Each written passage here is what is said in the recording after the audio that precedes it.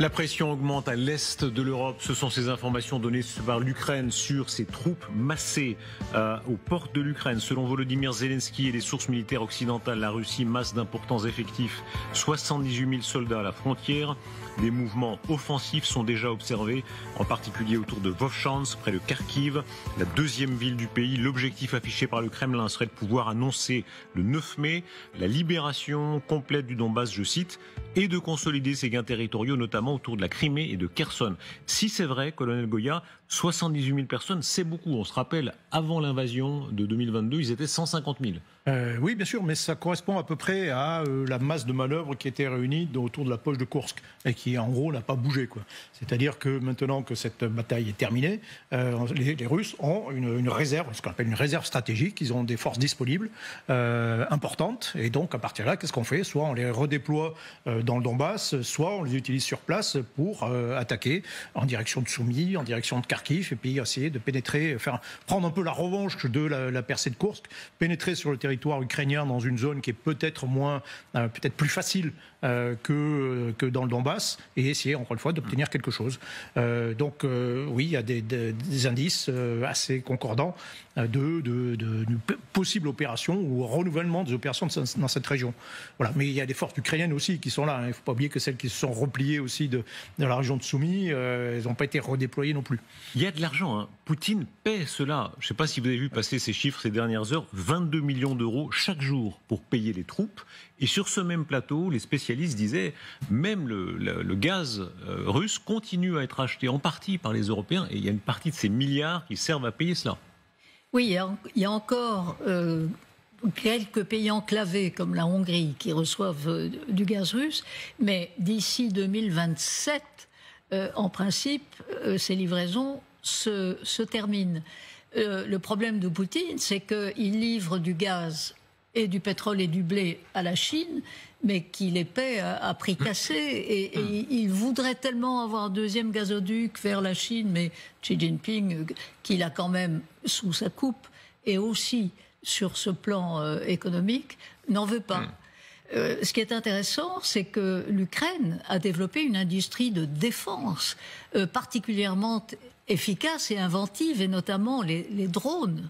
Les drones et les missiles, semble-t-il, qui seraient capables, d'après en tout cas les dernières déclarations de Kaja Kallas, la haute représentante pour la politique étrangère de l'Union européenne, la stratégie du porc-épic, c'est-à-dire qu'il faudrait que les Européens continuent évidemment de livrer des armes à l'Ukraine, mais l'industrie de défense ukrainienne s'est extraordinairement développé sous la pression de la guerre. Il y a l'Ukraine, et il n'y a pas que l'Ukraine, hein. Il y a une sorte de montée en puissance du thon en Russie. Narishkin, qui est le patron, l'équivalent de la CIA pour la Russie, qui est un très ancien fidèle de Poutine, qui parle de façon très très agressive, à la fois contre les Polonais et contre les Baltes. Eh bien, les pays que vous avez mentionnés, la Pologne, les républiques baltes, se caractérisent par une agressivité particulière. Au moins en parole, ils sont tout le temps armés. Et la Pologne est allée jusqu'à déclarer ses projets le long des frontières de la Biélorussie et de la région russe de Kaliningrad. Elle prévoit d'installer environ 2 millions de mines antipersonnelles. Et elle espère obtenir plus d'armes nucléaires de la part des Américains.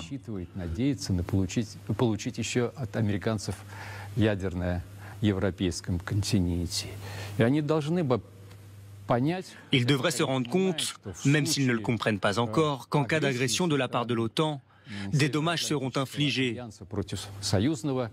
bien sûr à l'ensemble du bloc de l'organisation transatlantique, mais dans une plus large mesure, les premiers à en souffrir seront les porteurs de ces idées.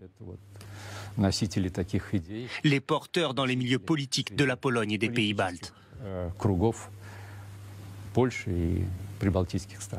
Cette séquence a quelque chose de glaçant, hein, parce que quand on regarde la carte de la région, on comprend bien, alors eux le présentent comme une forme de défense, un peu de paranoïa, mais ils disent en fait la guerre se déroulera là, contre les Polonais et les Baltes.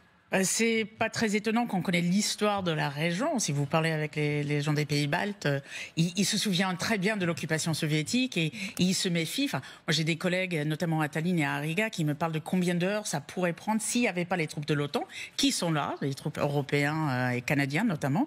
Et donc, ils se sentent plus protégés, mais ça pourrait prendre quelques heures en réalité sans cette protection. C'est très important. Donc les 4 pays se sont sortis de la Convention d'Ottawa sur les mines, mais très clairement les mines sont pour des raisons défensives. Il n'y a que la narrative russe, bien évidemment, qui tourne ça comme une agression. Ceux qui